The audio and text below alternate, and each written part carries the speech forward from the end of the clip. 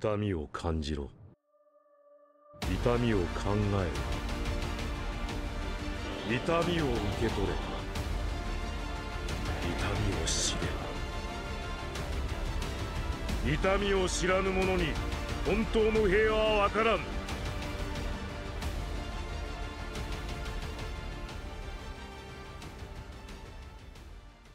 Wesh wesh canapé, ça se prend, c'est aujourd'hui au programme, on va shipper des gens ensemble. Naruto c'est comme Grey's Anatomy, il y a 1 milliard de personnages et créer des ships entre les persos, c'est presque aussi passionné dans la commu que les débats de puissance et le What If Story. Sauf qu'évidemment dans Naruto, on ne tue pas Derek alors que Meredith ne s'en remettrait jamais, on ne tue pas Mark et Lexi alors que c'était le meilleur des couples, et on n'envoie pas Christina en Suisse alors que c'était la petite touche de celle qu'il nous fallait. Quoi? J'ai le droit? Football, tuning, bière... T'as capté frère. Bref, dans Naruto, on a eu des couples qui font sens, des couples bizarres, un gars qui a réussi à se reproduire tout seul, et t'as tout. Les couples qui auraient peut-être dû exister, soit pour remplacer ceux qui existent, soit des nouveaux qui auraient fait sens. Et aujourd'hui, je vous propose de parler de 10 couples qui auraient pu ou dû exister dans Naruto. On va bien s'amuser. Et puisque j'entends que vous ne vous êtes toujours pas remis du fait que j'ai vu tout Grey's Anatomy, on va pouvoir commencer. Et je tiens à préciser qu'Alex Carré qui quitte Joséphine pour retourner avec Izzy alors qu'on l'avait pas eu depuis longtemps et qu'il était tellement plus épanoui avec l'ancienne clochard là, non, jamais.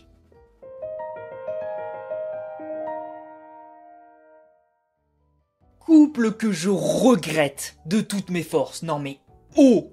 Tellement je le regrette, j'en ai fait une vidéo fut un temps, et vu vos commentaires, je suis pas le seul. Le potentiel couple Naruto-Sakura, c'est la plus belle des leçons de vie que nous, fans de Naruto en plein apprentissage de la vie, nous étions en droit d'avoir. Naruto, depuis son enfance, aime Sakura. Sakura, elle, le déteste autant qu'un otaku ne déteste le déodorant. Elle aime Sasuke, le gars qui s'en bat les steaks complets. Peu importe ce qui va se passer, Sakura n'aura Dieu que pour lui, elle sera obnubilée par ce BG ténébreux. Et ça, peu importe à quel point il la traite mal, à quel point elle ne l'intéresse pas. Et là, elle a eu un choix à faire, soit s'acharner et tout faire pour finir avec Sasuke, soit l'abandonner et potentiellement chercher ailleurs. Vous avez lu le manga, vous connaissez sa décision. Mais imaginez juste, si elle avait choisi Naruto premier degré, on aurait eu un développement de relation aux petits oignons. Au début, elle le détestait. Pourquoi? Parce que c'est Naruto, c'est normal de le détester, d'autant plus qu'il forçait beaucoup avec elle selon ses propos. Mais petit à petit, elle va voir que Naruto est toujours là pour elle. Naruto fera tout pour la sauver, à chaque fois, pour faire en sorte de la soulager de toute difficulté, que ce soit dans l'émission, avec Sasuke, ou absolument n'importe quand j'y pense. Et à un moment, elle aurait pu s'en rendre compte et se dire que finalement, une personne a toujours été là pour elle, tout le temps, même quand ça n'allait pas.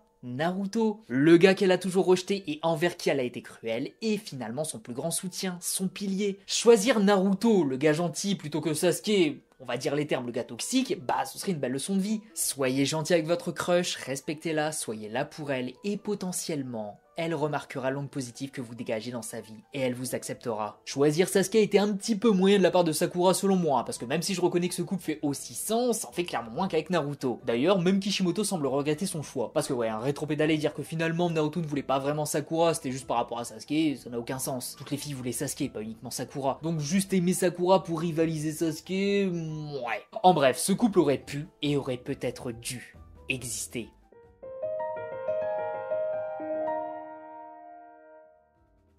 Alors là, je suis quasi certain que je vais créer un ship et vous êtes absolument pas prêts. Kakashi et Mei n'ont absolument aucune scène ensemble. Mais je trouve que les mettre ensemble aurait pu rajouter quelque chose à la fin de cette œuvre. Déjà pour le côté, on est tous heureux à la fin. Kakashi est devenu Hokage temporairement, il a récupéré Sasuke, il vit sa petite vie pépère tranquille, c'est cool, mais il manque un petit truc. Les fans des mangas à la fin aiment bien quand les personnages qu'on a suivis depuis aussi longtemps finissent heureux à 100%, donc comment faire? Eh ben en leur donnant leur moitié. Shoji il a eu Karui, donc tout est possible les gars. Et Mei, son seul objectif, c'était de se marier, d'avoir un mari et juste d'être heureuse. Hokage et Mizukage, ils étaient destinés à se côtoyer professionnellement, et plus si affinité. Clin d'œil, clin d'œil. Les deux sont à peu près du même âge et ce sont des bombes atomiques. J'arrive parfaitement à imaginer Kakashi et Mei finir ensemble, mais il laisse sa place de Mizukage à Shojuro et elle part vivre à Konoha avec Kakashi qui ferait d'elle sa conseillère. Y a juste pas meilleur conseiller au poste de Kage qu'un ancien Kage lui-même, donc ça passe clairement. Et s'il décide d'avoir des gosses, Mei devient femme au foyer et quelque part, je pense qu'elle adorerait. En plus, même si elle a un caractère flamboyant, Kakashi risque de réussir à la brosser dans le sens du poil vu qu'il est très observateur et qu'il a pas mal d'expérience avec ses folles journées endiablées à lire du porno en public.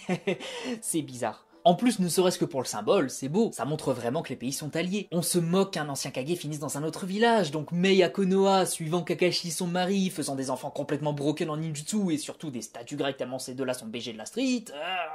Je suis désolé, hein, mais celui-là, il a jamais été teasé, mais il serait tellement fantastique. Genre juste, fermez les yeux, imaginez un pique-nique, Kakashi, Mei, Guy en fauteuil, main dans la main, le rêve.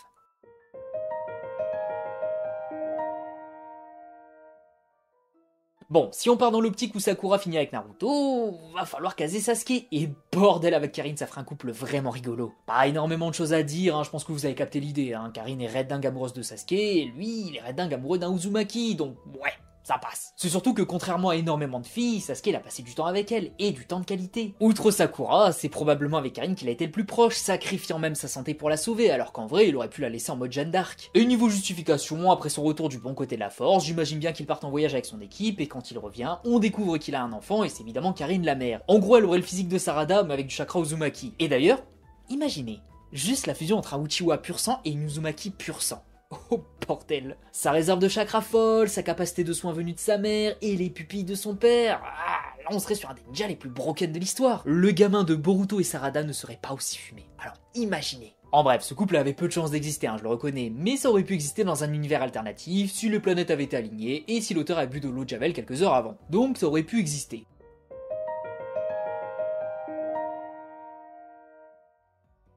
Exactement comme celui d'avant, faut partir du principe que Naruto ne finisse pas avec Hinata. Et comment faire pour remplacer ce cher Naruto? Bah on donne à Hinata le Naruto de chez Wish. Ouais, oh, hein, vous pouvez vous énerver dans les commentaires, vous savez que j'ai raison. Bon.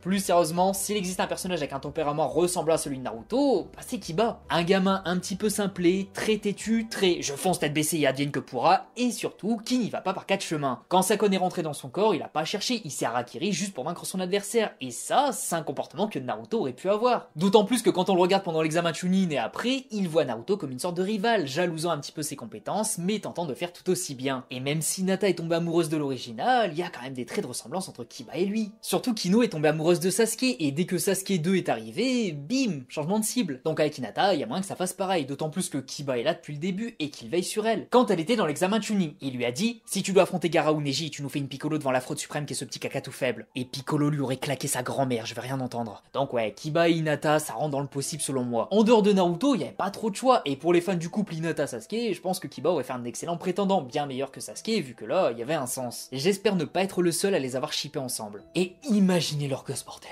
Des Byakugan et un odorat de monstre. Impossible de lui échapper. Comme le contrôleur de l'URSAF. J'aurai ta peau, espèce de fils de...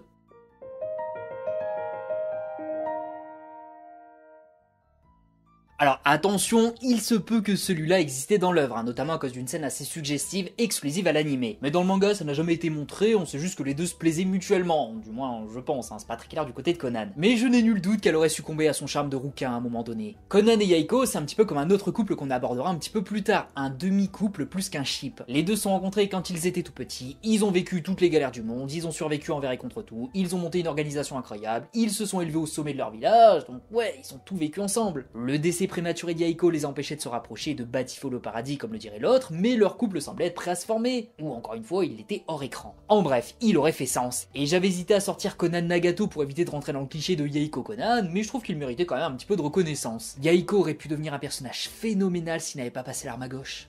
Vraiment dommage. Mais promis, on parlera bientôt de lui sur cette chaîne.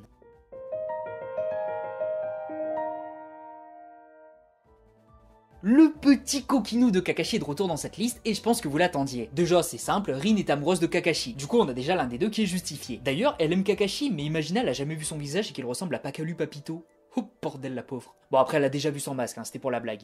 Mais imaginez quand même. Bref, pourquoi Kakashi aurait cédé? Bah, en vrai, dans le malheur, faut se soutenir. Les deux ont grandi à une époque pas très drôle, ils ont connu la guerre, ils y ont même participé, et ils ont perdu leur ami le plus proche. Si Rin avait survécu à cette guerre, les deux seraient devenus inséparables, notamment Kakashi qui n'aurait pas vécu cette dépression de fou. Il aurait eu un soutien non négligeable, un petit rayon de soleil, et les deux auraient été là pour protéger l'autre, comme l'aurait voulu Obito.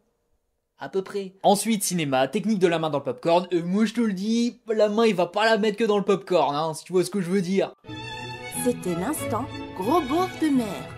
Ouais, mais oubliez ça. Mais par contre, on ne peut pas nier qu'il aurait pu y avoir un rapprochement, d'autant plus que Kakashi aura enfin une femme sur qui il pourrait utiliser les conseils avisés de Jiraiya. Je trouve que ce couple il fait sens, ne serait-ce que dans le pourquoi du comment du que quoi de son existence. La seule limitation, c'est que Kakashi savait qu'Obito est amoureux d'elle, donc si c'est un bro, il aurait jamais tenté sa chance. Mais entre l'imaginer finir seul jusqu'à la fin de sa vie et l'imaginer croquer un bout du goûter d'Obito, je pense que la question elle a vite répondu, jeune entrepreneur, hein. Bisous.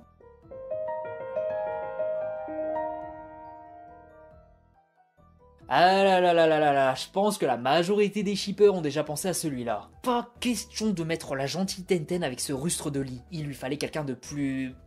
raffiné. Et qui de plus raffiné que quelqu'un qui prend du plaisir à battre une femme sans défense? Ah là là là là là, Naruto, quel manga incroyable. En conséquence, il ne faut absolument pas tenter de reproduire ou d'imiter le contenu de ce programme. Bon, Neji et Tenten sont proches depuis l'enfance, même quand Neji était Dark Neji des ténèbres noires Onyx. Les deux s'entendent plutôt bien, Tenten sait où est sa place, elle le soutient, et Neji supporte sa présence. Et on rigole, mais à ce stade de l'histoire, qu'il supporte quelqu'un, c'était déjà bien. Excellent même. Et quand Neji est devenu aussi doux que le pompon d'un lapinou, j'imagine que sa relation avec Tenten s'est grave améliorée. Après oui, c'est vraiment un couple entre guillemets, parce qu'on les voit pas trop discuter avec d'autres ninjas vu le peu de temps qu'ils ont passé à l'écran, mais quand même, les deux sont assez calmes, et j'imagine qu'ici, Neji serait capable d'apaiser les sautes d'humeur de Tenten à coup de 64 points du hacké. Ou en étant gentil et attentif.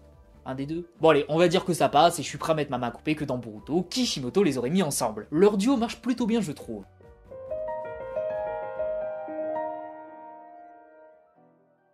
Officiellement le couple le plus explosif qui pourrait exister, pire que Deidara et Ben Laden. Non mais ouais, quand on regarde Naruto, les deux s'entendent comme chien et chat, donc de base, c'est dur de les imaginer ensemble, ils se tueraient 8 fois par jour. Mais peut-être que derrière toutes ces chamailleries, il y aurait quelque chose. C'est juste pas possible de si peu s'entendre, mais de continuer de se taquiner et supporter, la présence de Sasuke, elle excuse pas tout. Je vois ça surtout comme les petits enfants, genre des primaires où le garçon va taper la fille pour qu'elle le remarque. En conséquence, il ne faut absolument pas tenter de reproduire ou d'imiter le contenu de ce programme. Je pense qu'en les mettant autant en opposition, Kishimoto a dû semer les graines de quelque chose, il a pas voulu donner suite à ce couple en formation, mais il avait gardé quelques munitions au cas où. C'est juste que malgré la forte haine l'un envers l'autre, j'ai l'impression que c'est juste trop pour vraiment se détester. Vous savez, c'est vraiment le genre de personnalité où les deux seront en couple, vont s'engueuler H24, seront hyper toxiques l'un pour l'autre, mais par la magie des choses, ils vont rester ensemble et vont s'aimer plus que quiconque. Karine et Sugetsu, c'est comme mélanger du riz et des pâtes, ça semble infaisable, et pourtant ça se fait en Égypte. Donc les deux vont aller passer leur lune de miel du côté des pyramides, ils vont bien s'engueuler comme il faut, mais au moins ils seront en couple. Et là, tous les célibataires du monde vont me haïr à ce moment-là.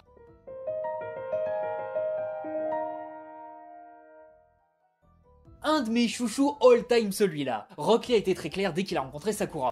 Je voudrais être ton petit ami. Je suis prêt à risquer ma vie pour toi. Et malheureusement, Sakura l'a été aussi. C'est tout à fait hors de question. Ta coiffure est vraiment trop nulle. Mais quand on y réfléchit, est-ce que cette relation n'est pas un peu comme celle qu'elle aurait pu avoir avec Naruto? Une personne qu'elle n'aime pas de base, qui fait tout pour elle, et qu'elle découvre petit à petit qu'elle a besoin d'elle. Dans l'optique où Naruto finit effectivement avec Hinata pour diverses raisons. Sakura ne pourrait-elle pas finir avec Lee? Parce que Lee, très vite, a été très honnête avec elle, il va la protéger au péril de sa vie.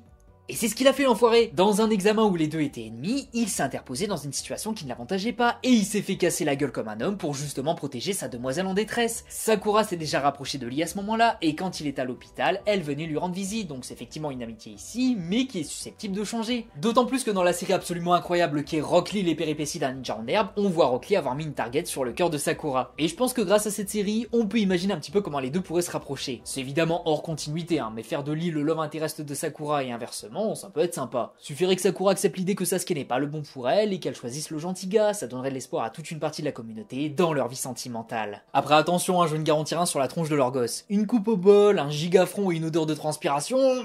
Ouais, bon, il y a des choses qui ne devraient peut-être pas exister, mais l'idée de les mettre ensemble me paraît plutôt sympathique. Vous m'en direz des nouvelles. Wow. Elle est mineure. Mais dans Boruto, j'avoue, il y a moyen.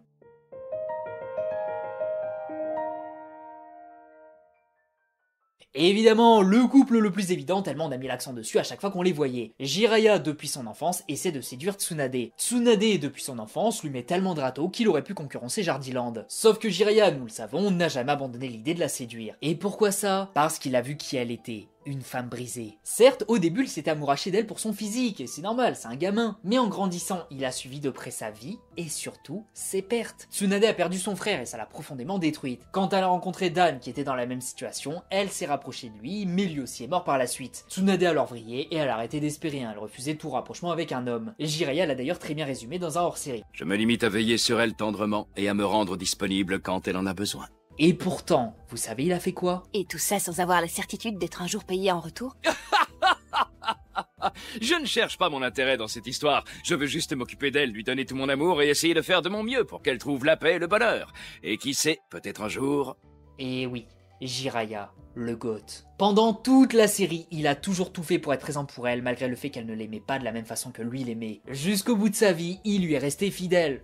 à peu près. Et même quand il est mort, il a pensé à elle, au fait qu'elle n'a jamais accepté ses avances. Et ce qui est terrible, c'est qu'après toutes ces années à galérer, juste avant sa dernière mission, Jiraiya a failli briser sa coquille. Tsunade, peut-être que j'abuse, mais commencez, selon moi, à baisser les armes. Elle l'a prévenu au début, si toi aussi tu meurs, et Jiraiya l'a directement taquiné là-dessus parce que quelque part, il savait. Il savait ce qu'elle ressentait, il savait que malgré tout, il ne serait pas au niveau de Dan. Mais si Jiraiya était revenu après un coup de frayeur pareil, genre risquer sa vie à ce point contre le chef de l'Akatsuki et revenir à moitié mort avec un bras en moins, je pense que Tsunade aurait pu céder. Elle aurait pu se dire, ouais il a failli mourir et j'ai failli ne pas avoir la possibilité de lui laisser sa chance. Honnêtement, je suis sûr à 99% que s'il était revenu de sa mission contre Pei, il aurait enfin pu séduire cette chère Tsunade. Du moins j'aurais aimé. Les deux auraient fini heureux, ils auraient eu beaucoup d'enfants cheatés, parce que ouais, imaginez juste 2 secondes la puissance potentielle d'un enfant de ces deux monstres. Le rêve. Mais enfin bref, je pense qu'on a fait le tour, on va pouvoir s'arrêter là. Selon vous, quel couple aurait pu ou dû exister dans Naruto? On en discute dans les commentaires. En attendant, je vous dis à la prochaine pour une nouvelle vidéo. Des bisous les gens, prenez soin de vous, et à la prochaine fois au programme. Surprise, petit sujet qui risque de vous plaire parce qu'il me plaît à moi. On est trop connectés les bros.